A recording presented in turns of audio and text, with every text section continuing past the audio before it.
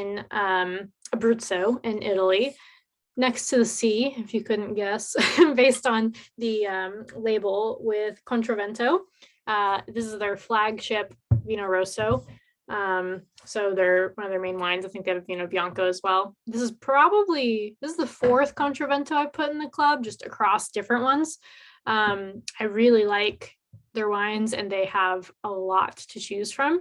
So it's funny, this is actually, we're just now getting to their most entry-level wine when we've done some of their lower production stuff in the past. But I really feel like this is the perfect example of who they are as producers.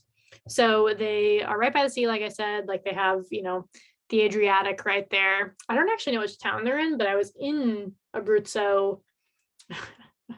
I feel like it was recently, but it was way before COVID, which means it was a very long time ago now.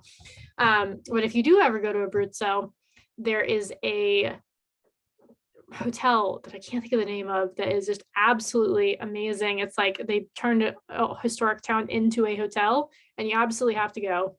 That is completely off topic, but if and when I remember the name, I'll put it in the notes in case you do have interest in that, because Abruzzo, Ischia, no. Okay, this is how I know it's been a long time, because I can't think of the names of any of the places. It must have been 5 or 6 years ago. Anyways, definitely go to Abruzzo. It's a very hot up and coming wine region, and it's got amazing tourist stuff going on. Anyways, back to them. So Controvento means upwind. It's also quite windy. All of their labels have some sort of play on things you can either do at the beach or stuff that has to do with the wind. This one is made 100% with Montepulciano grape. And I feel like it's, well, let's not get ahead of ourselves. All right, so on the nose.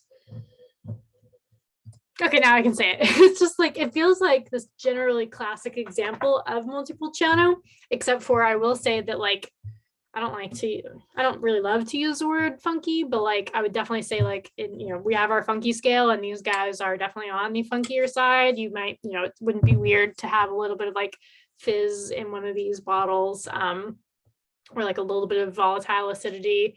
So just things to think about when you open them. He doesn't use any sulfur. He's a very natty dude, I guess, at the end of the day.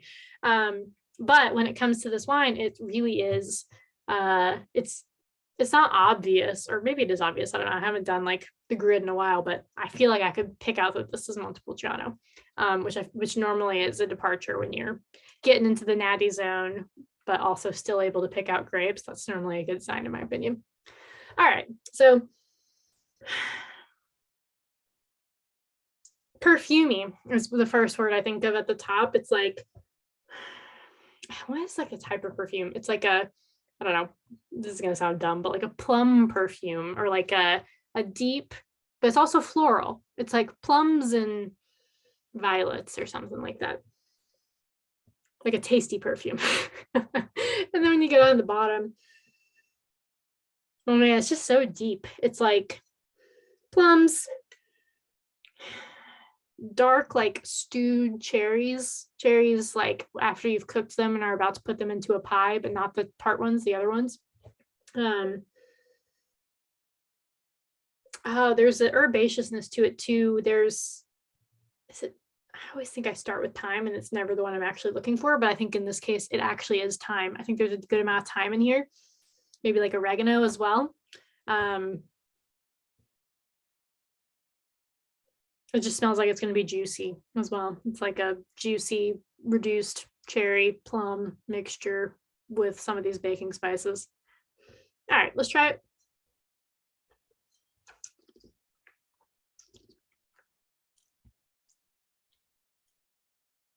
All right, so the quality changes completely on the palate. We go from like it feeling like it's a little bit like reduced or something to tart, very tart and alive. Like those cherries, they were reduced in their little thing about to go into the pie, and now they're like just off the tree, cherry tree, just off the tree, and you just ripped it off and ate it, and it's leaving like a little bit of sourness in your mouth in a really nice, really pleasant way. And the finish is honestly pretty long. All right, let's go back to structure though.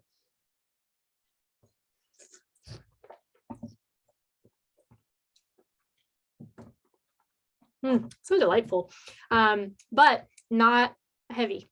So it is like probably, I would say medium body, but like it's just crossing the line into medium. Really high acid, really high acid. Like I said, that tart cherry, whoop. But tannins also lower. So it's interesting. It's totally different wines on the nose and on the palate. They're there, like the plums and everything, like the baking spice, like it's there. But it's almost like it's like a sleep doesn't sound good when you talk about it from like a sniffing perspective, but kind of like it's a sleep and all of a sudden it like, whoa, wakes you up. So with that in mind, Montepulciano is normally something that I put with like heavy foods. This one does not have the structure for that, but it still has, like I said, the qualities of like, I feel like you could pick it out as a Montepulciano. Not so much on that. I think if I did like a blind tasting and I smelled it, I'd be like, oh, it's probably Montepulciano. And then I would have it and I would be like, no way, it's Montepulciano. So I would put it in the category of like, you can definitely still have it with something like pizza. I wouldn't put it with like anything super savory or like meaty because it doesn't have that high structure, but easy acidic stuff. Put it with things that are tomato based. It's going to be great with like, you could put it with a pasta probably. No, I don't want you to. Pizza or like sandwich route, if you're going Italian, is the better way to go. Otherwise, I think I'm just gonna put this in the junk drunk category. Chicken nuggies. I don't know. I just want to have this with pizza, so I'm really struggling to go beyond that. It seems like the obvious choice here, especially if you get like the really like thin. I picture with like the thin crust ones, with like the tomatoes actually on it. But this is me just being hungry now. It doesn't matter. Pizza, you can't go wrong if you just do pizza. So enjoy.